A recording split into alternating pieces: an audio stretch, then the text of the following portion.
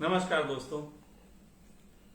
आज लाइव आने के पीछे एक महत्वपूर्ण कारण है और वो कारण है कि मेरी जिंदगी के कुछ ऐसे लम्हों को, कुछ ऐसे बातों को आपको बताना जो कि मेरे लिए बताना बहुत जरूरी है। मेरी अंतरात्मा से हमेशा एक आवाज उठती है और वो आवाज कहती है कि सन्यासी की जो जिंदगी होती है वो एक तरफ निजता की उसकी जिंदगी होती है जिसे वो जीता है, लेकिन दूसरी तरफ सन्यासी का जीवन समाज की प्रॉपर्टी होता है। और ये मैंने गहनतम महसूस किया है कि जीवन में अगर कोई संदेश वास्तव में किसी को देने योग्य है तो वो अपने जीवन का ही है और कुछ भी संदेश नहीं है। मैं सही हूं, मैं गलत हूं, ये तो अलग अलग तरीके के नजरिए, अलग अलग तरीके की बातें कहेंगे, लेकिन मैंने अपनी जिंदगी को खोल के आप सबके बीच रखा। उसका एक कारण है कि आप जान सको कि एक सन्यासी के जीवन में कैसे कैसे क्या क्या घटता है। खट्टा मीठा, दुख भरा, कड़वाहट भरा, जैसा भी हो, मैंने सभी लम्हों से आपको परिचित करवाया। मैंने सिर्फ वो लम्हे ही आपको परिचित नहीं कराए जिन लम्हों में मैं नाच रहा होता हूं या कुछ खा रहा होता हूं। मैंने उन लम्हों से भी आपको परिचित करवाया जिसमें मैं आंसुओं से रो रहा होता हूं। और ये डिसाइड आप करोगे कि ये जीवन आपको कोई प्रेरणा देता है या ये जीवन आपको एक ऐसा नकार देता है कि आप कभी भी इस दिशा में नहीं आना चाहेंगे। और मैं समझता हूं कि इसमें कोई बुराई नहीं है कि कोई व्यक्ति मेरा जीवन देख के इस दिशा में बढ़ना ना चाहे, और इसमें भी मैं कोई अच्छाई या बुराई नहीं मानता कि कोई व्यक्ति मेरा जीवन देख के इस दिशा में बढ़े। मैं तो बस सीधी सी बात है अपना जीवन आपके सामने रख रहा हूं एक गीत की तरह। तो शुरुआत करते हैं उस समय की जिस समय मैं आश्रम छोड़ के निकला था। आश्रम छोड़ के निकला था, वो सारी घटनाएं मैंने आपको बताई। उसके बाद मैं शाहजहांपुर गया था अपने घर। तो आप सबको पता ही है कि मैं अपने जब घर गया तो मेरे साथ उसके बाद सखा परिवार के बच्चों के साथ आश्रम में जो व्यवहार हुआ, जिसको उन्होंने कहा कि ये कब्जा करना चाहते थे इसलिए इनको निकाला है धक्के देके, ये बड़ी गजब की बात है। इसमें मैं क्या कहूं, उनके नजरिए हैं, वो जो कहना चाहे दूसरे को कह सकते हो, जिनको मानना होगा मानेंगे। लेकिन जिस आश्रम में मैं खुद छोड़ के निकल आया, डेला फेंक के निकल आया, उस आश्रम को तो मैं फ्री में भी कभी नहीं चाहता। तो जब मैं वहां से छोड़ के निकला और मैं शाहजहांपुर पहुंचा और उसके कुछ दिनों बाद ये बच्चे भी शाहजहांपुर पहुंचे, मेरे जीवन में एक सबसे बड़ी उस समय उलझन थी। और वो उलझन ये थी कि इतने सारे बच्चों को, मैं एक छोटा सा घर, ज्यादा बड़ा घर नहीं मेरा, वो भी कंस्ट्रक्शन चल रहा था। उस कंस्ट्रक्शन में जो भी मैं कर पा रहा था कर रहा था। प्लान ये था कि अब जिंदगी को एक नए ढंग से लेके चलेंगे, क्योंकि मेरा घर वो जो था वो हार्ड ऑफ सिटी था। तो मैंने सोचा कि वहां पे एक इस तरीके का निर्माण करते हैं कि वहां पे उसको व्यवसायिक स्थल का रूप दिया जा सके, ताकि सोर्स ऑफ इनकम खुले। इतने सारे बच्चे, इनको एक जिंदगी का नया नजरिया दिखाएंगे। तो मैंने ये सोच लिया था और हम सब उसी दिशा में लग गए थे। सबसे बड़ी दिक्कत मेरे सामने आ रही थी कि मैं उसी शाहजहांपुर में मकान ढूंढ रहा था किराए पे, या कोई सस्ता मद्दा मकान मिल जाए। सबसे बड़ी दिक्कत आ रही थी कि कोई मकान नहीं मिल रहा था, कोई भी प्रॉपर्टी नहीं मिल रही थी। और किराए की बात तो ऐसी थी कि लोग दिखाते थे, हाँ हाँ आइए आइए हैं, नहीं जब उन्हें पता लगता था कि सन्यासी हैं और 10-12 बच्चे भी इनके साथ हैं, वो रहेंगे, तो वो बिल्कुल मना कर देते थे। और ये बात मैं समझता था कि समाज में ऐसा होता है। और इसका जिक्र मैंने तब भी किया था जब मैं आश्रम से निकला था कि अब मेरे लिए सबसे बड़ी चिंता का विषय है कि मैं इन बच्चों के लिए कोई स्थान खोजूं। ये बच्चे जाना नहीं चाहते, मैं धक्का दे के निकाल नहीं सकता। तो जो भी था, उस समय शाहजहांपुर में एक लड़का था, दिनेश दीक्षित, वकील है। और सच कहूं उसके बारे में मैं एक बात है जो आज आप सबको बता रहा हूं कि वो एक ऐसा लड़का है जिसने सन 2008-9 में मुझे पहली बार जब मैं कमरे में ही रहता था, कुछ नहीं भी कहता करता था, तो उसने मुझे एक लैपटॉप दिलाया और उसने मुझसे कहा, स्वामी जी आप कमरे में ही रहते हैं लेकिन अपनी बात कहिए, आप जो भी अनुभव से आपके गुजरता आप अपनी बात कहना सुनना शुरू करिए। और मैंने उस लैपटॉप से ही आपको अपनी बातें कहना शुरू की और आज मैं जहां भी हूं, जिस हाल में भी हूं, वो उसका एक कारण है। वहां से एक जीवन को टर्न मिला था। तो वो दिनेश जो था वो मुझे शाहजहांपुर में उसने देखा है और जो बात मैं कह रहा हूं उसका वो गवाह है। तो दिनेश के साथ मैं कई दिन तक सुबह से लेकर शाम तक निकल जाता। हर तरीके के मकान, हर तरीके के प्लॉट, हर तरीके के किराए के जो भी है मैं देख रहा था, बहुत तेजी से देख रहा था और बहुत बहुत चिंतित था इसलिए कि इसमें देर नहीं होनी चाहिए। वो लम्हों में पहली बार मैंने जिंदगी में एक पिता बच्चों के लिए कैसे पीड़ा झेलता है, मैंने उसको अनुभव किया। वास्तव में कह रहा हूं, मैं 2 बच्चों का पिता हूं, शारीरिक पिता हूं, लेकिन उनके लिए मैंने वो दर्द कभी नहीं महसूस किया। थोड़े दिनों के लिए जब उनके विवाह के लिए मैं अपने पिता से प्रतिज्ञाबद्ध था कि उनके जाने के बाद मैं बच्चों के विवाह को करूंगा, जिम्मेदारी निभाऊंगा, निश्चित ही उस आयोजन को करने में मैंने पूरे प्राण लगाए और उन दौरान मैंने बेटी की खुशियों को देखा और बच्चों के लिए मैं इस तरीके का दर्द महसूस नहीं किया था, क्योंकि वो सब अच्छे थे और मैं भी अच्छे से सब कुछ उनके लिए कर पा रहा था। फिर स्थितियां कुछ ऐसी बनी शाहजहांपुर में कि जो मेरे पास धन था, तो जित थोड़ा सा जो भी था 10-15 लाख रुपए, मैं उसी 10-15 लाख रुपए से उस घर को भी निर्माण करा रहा था, उसमें भी पैसा लग रहा था। और ये मेरा कुछ स्वभाव है, या जिद्दी कह लो, अहंकारी कह लो, वो आपकी अपनी मर्जी है, लेकिन मैं जो भी काम कराता हूं मेरा उसमें 100% होता है। मैं उसमें कोई कमी नहीं रखना चाहता। अगर कोई कमी हो तो वो चीज मेरे दिल को गुजरती नहीं है। इसलिए जो कंस्ट्रक्शन करा रहा था वो भी महंगा कंस्ट्रक्शन हो रहा था। मैंने कहीं पे भी समझौता नहीं किया, दिखावटी समझौते मुझसे होते नहीं। तो वो भी करा रहा था जिसमें पैसे जा ही रहे थे और सब खत्म हो रहे थे धीरे धीरे।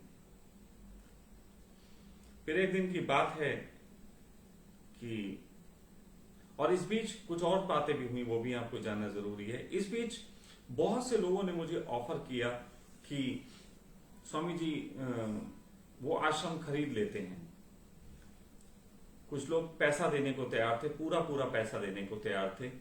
एक पति पत्नी बॉम्बे से उन्होंने कॉल किया था, उनका फंड उन्होंने अपनी लाइफ का, बुढ़ापे का इकट्ठा किया था, जो भी उन्होंने जिंदगी भर कमाया, तो लगभग 60-65 लाख रुपए थे। उन्होंने कहा कि हम वो दे सकते हैं आपको। किसी ने अपने पास बुलाने का ऑफर किया, किसी ने जमीन कहीं लेके बनाने का ऑफर किया, लेकिन मैंने बिल्कुल राजी नहीं। मैंने कहा कोई बात नहीं, अब एक नए आयाम में जिंदगी को देखेंगे, कुछ व्यवसाय बच्चों को सिखाएंगे। व्यवसाय में कैसे धार्मिकता होती है वो भी एक नया ढंग है, तो वो भी बच्चों को सीखना चाहिए। तो मेरा अपने तरीके से ये एक सोच बन चुकी थी और मैं किसी से भी इस तरीके का सहयोग फिर नहीं ले रहा था। तो इसी बीच जो था, कुछ ऐसा घटना घटी कि एक रात मेरी पत्नी ने मुझसे वहां कहा, सच कहे पत्नी शब्द अच्छा नहीं लगता कहते हुए, क्योंकि पति पत्नी जैसे मेरे उसके कोई संबंध नहीं, सिर्फ इतना ही है कि पिता को कमिटमेंट के तहत मैं पिछले 6-7 सालों से घर से दोबारा जुड़ा था, तो अपनी जिम्मेदारियां निभाता था। तो एक मित्रवत रूप एक हमारा था, लेकिन पूरी घर की मैंने जिम्मेदारियां निभाई थी A to Z। शायद जो दूसरी बेटी की विवाह के बाद मुझे शायद घर से अलग हो जाना चाहिए था, क्योंकि जिम्मेदारी में निभा चुका था, लेकिन फिर भी मुझे लगता था कि कोई बात नहीं, बच्चों से जुड़ा हूं तो बच्चों के लिए और परिवार के लिए करना फर्ज है, मैं उसमें कर रहा था। लेकिन कुछ उस दिन मेरी पत्नी ने मुझसे कहा कि मैं इस तरीके से नहीं चाहती कि मैं इस परिवार के साथ रहूं आपके, और साथ साथ ये भी है कि मैं आपको यहाँ पे नहीं चाहती कि कोई व्यवसाय। और मकान में पैसे लग चुके थे, व्यवसाय के लिए किन्हीं मित्र से बात हो चुकी थी, वो माल लगाने को तैयार थे, इस तरीके की कुछ चीजें चल रही थी। थोड़ा निर्माण बाकी भी था। मेरे अंदर से एकदम मैं शॉक रह गया कि इन्होंने ये क्या कह दिया। अब उनके कहने के पीछे कारण अगर समझने चलो तो कुछ कारण समझ में आते हैं। पहला कारण ये समझ में आता है कि मेरा विवादित जीवन। दूसरा कारण ये समझ में आता है कि शायद इतने सारे बच्चों के साथ वो अपने आप को कंफर्ट नहीं पाती। तीसरा कारण ये भी समझ में आता है कि उन्हें लगा हो कि मेरे पास अब कोई धन तो है नहीं और अब मैं परेशानी के दौर में हूं। चौथा कारण ये भी है कि शायद उन्होंने मेरा 2 बेटियों की शादी के लिए ही इस्तेमाल किया हो, और जब 2 बेटियों की शादी निपट गई और उसके बाद मेरे बुरे दिन आए तो उन्हें ये लगा हो कि यही मौका है पुराना जो इन्होंने मेरा साथ नहीं दिया था या जो घर से चले गए थे। जबकि सच बात तो यह है कि उस वक्त भी कुछ ऐसी बातें हुई थी जिसकी वजह से मैं घर से निकला था। वो मेरे पिता और मेरे बीच का संवाद है और वो मेरे निकट के लोग जानते हैं। तो जो भी स्थिति थी, लेकिन मेरे लिए स्थिति ये थी कि ना घर के ना घाट के, कहीं के नहीं, और इतने सारे बच्चे मेरे साथ मेरी तरफ आंख उठा के देख रहे हैं कि क्या होगा। मैंने उनसे कहा कि सिचुएशन बड़ी खराब है, आप सोचो, आप लोग बताओ। बच्चों ने कहा सिचुएशन चाहे जो भी हो, चाहे झोपड़ी में रहना पड़े आपके साथ, लेकिन आपको छोड़ेंगे तो नहीं। चाहे हम सबको कमाना पड़े, लेकिन रहेंगे तो आपके साथ ही। अब इतनी सब जब बातें कह रहे थे तो उनको प्रैक्टिकलिज्म का थोड़ा सा शायद अनुभव नहीं था, लेकिन सबसे प्रैक्टिकल बात यह थी कि अब उस समय कहां जाएं अपने बच्चों को लेके। लड़ना मेरा स्वभाव नहीं, मैं लड़ाका नजर आता हूं, लेकिन लड़ना मेरा स्वभाव नहीं। मैं एक चीज नहीं पसंद करता, वो है कलेश। आश्रम में भी यही कलेश हुआ था। सीता और गोपाल के बीच कुछ लड़ाई हो गई थी तो मुझे अच्छी नहीं लगी, तो मैंने आश्रम छोड़ दिया था उसी वक्त। राइट नाउ मैंने आश्रम छोड़ा था, सिर्फ अपने पिता का फोटो उठाया था वहां से। बहुत लोग गवाह हैं इस बात के। और मैंने कह दिया था कि अब इस आश्रम में मैं कभी कदम नहीं रखूंगा। तो जब मुझे ऑफर आ भी रहे थे कि आश्रम खरीद दो, ये सब, मैं यही कह रहा था कि जिस आश्रम को मैं छोड़ के निकल आया उस आश्रम में मैं कदम रखूंगा ही नहीं, ये बात मैं कह चुका हूं। तो अब ये आश्रम फ्री में भी मिले तो मैं नहीं आता। गोपाल ने जो सुलूक किया, वहां पे जो सामान भी नहीं दिया, वो भी आपको सब पता ही है। फाइनली मेरे लिए बड़ी अजीब सी कश्मकश की स्थिति थी। तो उसी बीच मैंने एक मित्र हैं, नाम मैं नहीं लेना चाहूंगा, अगर वो कहेंगे मुझसे तो मैं डाल भी सकता हूँ, मुझे कोई आपत्ति नहीं, लेकिन वो शायद नहीं चाहेंगे कि उनका नाम लिया जाए फिलहाल। तो एक मित्र, उनको मैंने कहा कि मुझे दिल्ली में 2 फ्लैट अगर हो सके तो मुझे रेंट पे दिलवा दें। दिल्ली में शायद कोई ऐसे लोग हों जो दे सकें, थोड़ा रेंट ज्यादा ले लेंगे और इस स्थिति में मैं रहने देंगे तो मैं रेंट पे ले सकता हूं। तो मैंने उनको संपर्क किया। उन्होंने कहा स्वामी जी मुझे आधे घंटे का वक्त दें। अब ये बात उसी दिन की है जिस दिन पत्नी ने मुझसे इस तरीके की चीज कही, और ये रात में उन्होंने कहा, और नेक्स्ट डे सुबह की जो है मैं बात है उनसे की। जब मैंने उनसे बात की, उन्होंने आधे घंटे का समय मांगा, और आधे घंटे के समय में उन्होंने मुझे फोन किया वापस और कहने लगे कि स्वामी जी अगर आप चंडीगढ़ जाना चाहें तो चंडीगढ़ में आपके लिए 2 फ्लैट पड़े हुए हैं। मैंने कहा मैं थोड़ा समझा नहीं, 2 फ्लैट पड़े हुए हैं। कहने लगे स्वामी जी कि 2 फ्लैट मेरे वहां चंडीगढ़ में हैं और वो मैं आपको दे सकता हूं, और तीसरा फ्लैट जो है उन्होंने कहा कि वो मैं किसी और के लिए बेचने के लिए बात हो चुकी है। तो बिल्डिंग पूरी जो है वो 3 फ्लोर में है, तो तीसरे फ्लोर के लिए बात हो चुकी है, 2 फ्लोर में आपको दे सकता हूं और आपके नाम कर सकता हूं। मैं ये चीजें नहीं सोच रहा था, लेकिन फिर भी जिंदगी में जो चीजें ना सोचो वो तो परमात्मा जरूर करवाता है। ये भी एक अनुभव की बात है, आप सबको लेना चाहिए। मैंने कहा, फिर मैं यहाँ पे दूसरी बात पे आ गया। मैंने कहा अगर 2 फ्लैट में लूंगा तो मेरे किसी काम के नहीं है, क्योंकि फिर मैं वहां सिंपली रहूंगा और मैं काम नहीं कर पाऊंगा, क्योंकि मैं पूर्ण स्वतंत्रता का आदी हूं। और तीसरे फ्लैट में जो रहेंगे उनके साथ मेरे कोई ना कोई ऐसी बातें हो जाएंगी जो शायद उन्हें अच्छी ना लगे।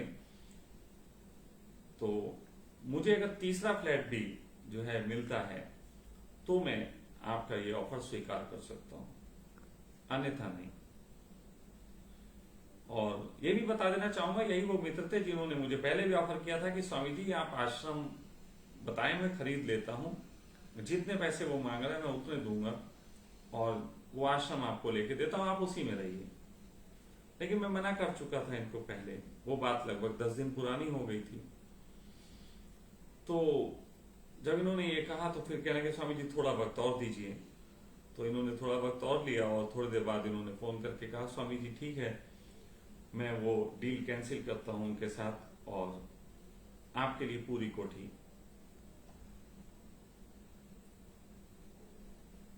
और अगले दिन ही हम यहाँ पे चले आए। मैंने पत्नी की उस बात के बाद उससे कुछ भी नहीं कहा, शायद कहने का कोई कारण भी नहीं बचा था और आज तक मैंने कोई बात नहीं की। और उसका कारण मैं समझता हूं कि परमात्मा ने मुझे जिस कार्य के लिए चुना और जिस कार्य के लिए उसने मुझे जीवन में ऐसी स्थिति पे भी पहुंचाया कि मैं अपने फर्ज भी निभा सकूं, मैं अपनी बेटियों के प्रति जो फर्ज थे पिता होने के उनको भी मैंने निभाया। तो उस परमात्मा के लिए शायद मुझे भी और बहुत सारे कार्य करने बाकी थे। मैंने परमात्मा का इशारा समझते हुए ही फिर यहाँ की ओर रुख किया और हम यहाँ की ओर बढ़ लिए। आज वो जो कागजी प्रक्रिया होती है वो पूरी हो चुकी, वो कागजी प्रक्रिया पूरी हो गई।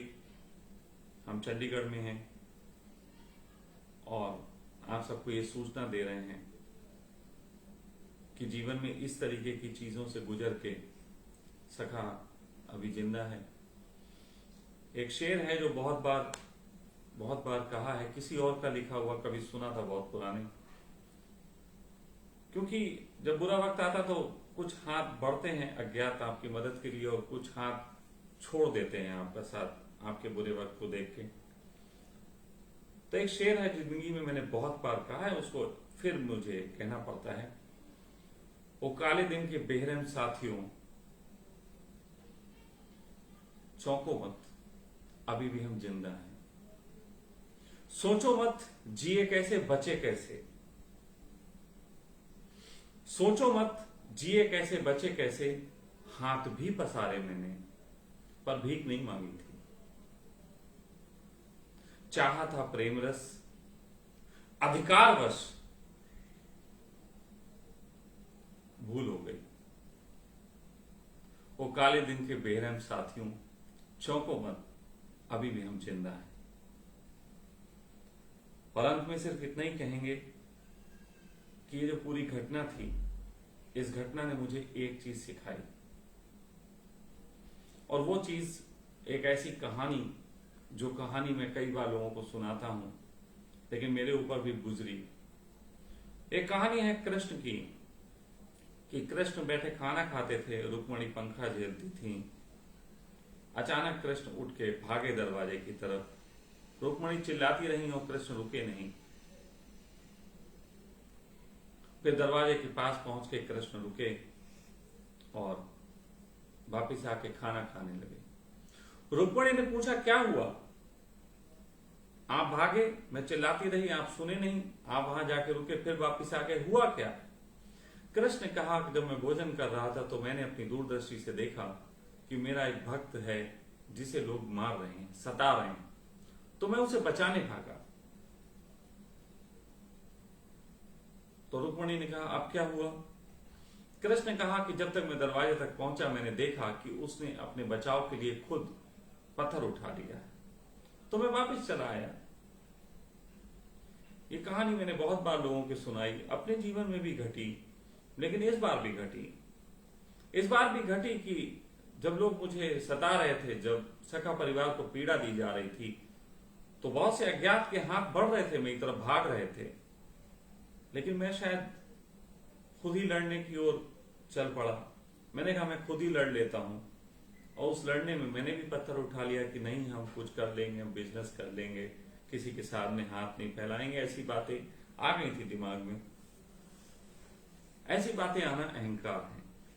समाज में जिसको स्वाभिमान बोला जाता है धर्म के मार्ग पे, वो अहंकार है। मुझ में भी अहंकार आ गया था शायद। तो कृष्ण वापिस चले गए थे, लेकिन कहानी फिर थोड़ी और हो गई। फिर सताया लोगों ने और मैं फिर बैठ गया। मैं फिर लड़ा नहीं। मैंने कहा कि अब जो भी हो, अब देखेंगे, खेल देखेंगे जिंदगी के। और फिर कृष्ण आए। लोग जब भी ऐसी कोई घटना घटती है भगवान को धन्यवाद देते हैं। मेरा अनुभव कहता है कि भगवान को धन्यवाद नहीं देना चाहिए, बल्कि उन हाथों को जो हाथ हम तक पहुंचे हैं मदद तक, मदद लेकर, मुझे तो लगता है कि वही भगवान। वो हाथ चाहे कोई हो, किसी भिखारी को 1 रुपए भी हाथ बढ़ता हो तो भगवान का ही हाथ है। कोई किसी की 10,000 भी मदद करता है तो वो भगवान का ही हाथ है। ग्राहक भी जब किसी से कुछ खरीदता है तो ग्राहक जब कुछ देता है, दुकानदार को बचता है, तो वो भी भगवान का हाथ है। इसलिए बहुत सनातन धर्म में इस बात को कहा गया कि ग्राहक भी भगवान का रूप है। तो मेरे लिए भी वही था कि मेरे लिए कोई अज्ञात भगवान नहीं है, बल्कि वो सारे लोग जो ऐसे वक्त में सामने आते हैं भगवान ही है।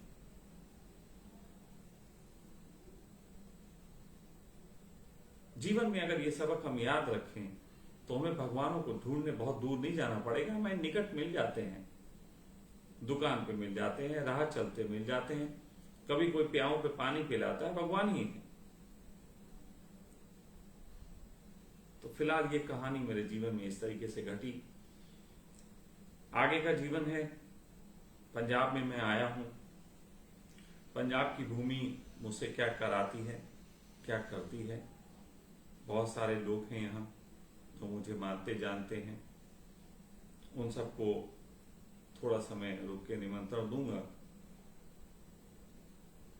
फिर सोचेंगे कि अभी कौन से ऐसे काम हैं जो वो मुझे मरने नहीं देता। अभी कौन से ऐसे काम वो मुझे कराना चाहता है कि मुझे टूटने नहीं देता। क्योंकि मेरे निकट के लोग जो मुझे जानते हैं 7-8 साल से, वो ये जानते हैं कि इतना इतना तोड़ा गया हूं, इतना इतना विरोध हुआ है, इतनी बार जीरो में गया हूं, लेकिन फिर परमात्मा जैसे उठा के निकाल के खड़ा कर देता है। तो वो कौन से कार्य हैं मुझे अभी जानने हैं, मुझे अभी देखने हैं, मुझे उनको पूरा करना है। क्योंकि मेरे लिए मुक्ति की परिभाषा केवल आत्मिक रूप से शांत हो जाना नहीं है, बल्कि सच बात तो यह है कि उन जिम्मेदारियों से भी निवृत्त हो जाना है जो जिम्मेदारियां हमें अस्तित्व ही देता है। अब यहां पे जब मैं अस्तित्व कह रहा हूं तो मैं उस अस्तित्व की बात कह रहा हूं जो मेरे दिमाग से नहीं आता, जो किसी के दबाव से नहीं आता, जो बस ऐसी सहजता से आता है, इधर से उठा के उधर कर देता है, उधर से उठा के उधर कर देता है। और जगजीत सिंह की एक गजल के एक टुकड़े के साथ मैं अपनी बात खत्म करूंगा। वो बात है कि अपनी मर्जी से कहा अपने सफर के हम हैं, रुख हवाओं का जिधर का है उधर के हम हैं, चलते रहते हैं कि चलना है मुसाफिर का नसीब, सोचते रहते हैं किस राह गुजर के हम।